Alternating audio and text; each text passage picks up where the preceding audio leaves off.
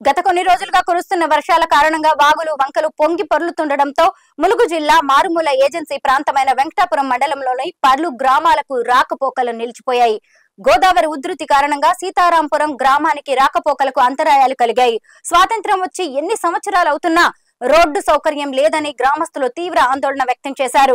ప్రతి సంవత్సరం వరదల వల్ల గ్రామ సమీపంలో ఉన్న వాగు ఉప్పొంగి ప్రవహించడంతో రాకపోకలు బంద్ అవుతున్నాయని గ్రామస్తులు వాపోతున్నారు. పలుసార్లు అధికారుల దృష్టికి తీసుకువెళ్లినప్పటికీ ఎటువంటి న్యాయం జరగలేదని గ్రామస్తులు ఆరోపిస్తున్నారు.